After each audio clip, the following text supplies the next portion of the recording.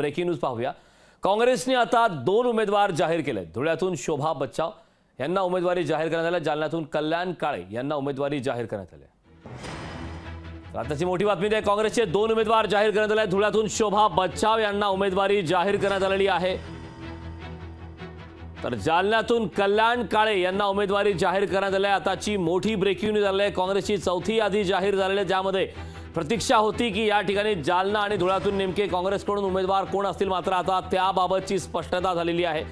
काँग्रेसने 2 उमेदवार जाहीर केले। धुळ्यातून शोभा बच्चाव यांना उमेदवारी जाहीर करण्यात आली, तर जालन्यामधून आता कल्याण काळे यांच्या विरोधात रावसाहेब दानवे अशा प्रकारची लढत असणार। त्यामुळे आगामी काळात या मतदारसंघात नेमकं काय चित्र असतं, हे उमेदवार नेमकं कशा प्रकारे लढत देऊ शकतात, महाविकास आघाडीकडून हे उमेदवार असणार आहेत, त्यामुळे या मतदारसंघात कशा घडामोडी घडतात, कशी लढत होते हे पाहणं महत्त्वाचं आहे। मात्र तुर्तास जी मोठी अपडेट समोर आली आहे त्या अपडेटप्रमाणे काँग्रेसची चौथी यादी जाहीर झाली आहे, ज्यामध्ये काँग्रेसचे 2 उमेदवार आहेत। धुळ्यातून शोभा बच्चाव यांना उमेदवारी जाहीर करण्यात आली।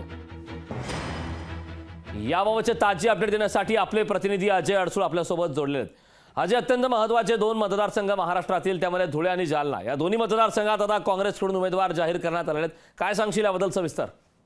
नक्कीच करण, मराठवाड्यातील जालना या मतदारसंघातून काँग्रेसकडून डॉक्टर कल्याण काळे यांना उमेदवारी दिलेली आहे। एकूणच पाहायला गेलं तर मराठा चेहरा मराठवाड्यात मागच्या काही दिवसापासून पाहायला गेलं तर मनोज जरांगे पाटील यांचं आंदोलन मोठ्या प्रमाणात मराठवाड्यातून जे आंदोलनाचा उगम झाला, पूर्ण महाराष्ट्राभर जे आंदोलनाचे सध्या पडसाद उमटू लागले आहेत, त्यामुळे काँग्रेसने कुठेतरी या ठिकाणी सावध भूमिका घेतलेली दिसत आहे। रावसाहेब दानवे यांच्या समोर काँग्रेसने डॉक्टर कल्याण काळे यांना उमेदवारी दिलेली आहे, तर धुळे मतदारसंघातून भाजपाचे उमेदवार डॉक्टर सुभाष भामरे यांच्यासमोर उच्च शिक्षित असलेल्या डॉक्टर शोभा बच्चाव यांना उमेदवारी दिलेली आहे। शोभा बच्चाव यांनी राज्यमंत्री म्हणून काम केलेलं आहे, त्यामुळे दोन्ही डॉक्टर यांना काँग्रेसने पुन्हा एकदा मैदानात उतरवले आहे। त्यामुळे पाहणं महत्त्वाचं ठरणार आहे की एकूणच तोड उमेदवार भाजपासमोर काँग्रेसने उतरवले आहे, त्यामुळे कसा एकूणच प्रतिसाद मिळतो हे पाहणं महत्त्वाचं ठरणार आहे। नक्कीच अजय, या दोन्ही मतदारसंघात नेमकी आता कशा प्रकारची लढत होते हे पाहणं महत्त्वाचं आहे। मात्र हे दोन्ही आता उमेदवार जाहीर झाल्याच्या नंतर काँग्रेसच्या गोटात काय चर्चा आहे? एकूणच काँग्रेसच्या सर्व कार्यकर्त्यांना, महाराष्ट्रातील कार्यकर्त्यांना या 2 मतदारसंघातील उमेदवार बाकी असल्यामुळे उत्सुकता होती।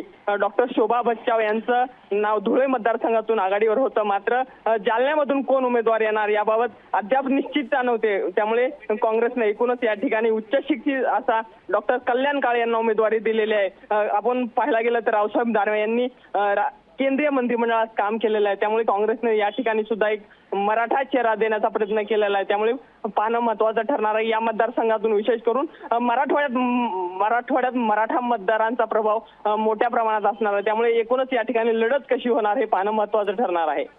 नक्कीच अजय, खूप खूप धन्यवाद या सविस्तर अशा माहितीबद्दल। तर काँग्रेसने आता 2 उमेदवार जाहीर केलेले आहेत, त्यामध्ये धुळे आणि जालना या ठिकाणी आता काँग्रेसने आपले उमेदवार जाहीर केलेले आहेत। त्यामुळे आगामी काळात या मतदारसंघात नेमकी कशा प्रकारची लढत होते हे पाहणं महत्त्वाचं आहे। काँग्रेसची चौथी यादी जाहीर झालेली आहे, ज्यामध्ये विशेष करून आता धुळे आणि जालना या दोन्ही मतदारसंघात उमेदवार जाहीर करण्यात आले। लोकशाही मराठी ऐका, पहा, जागरूक रहा।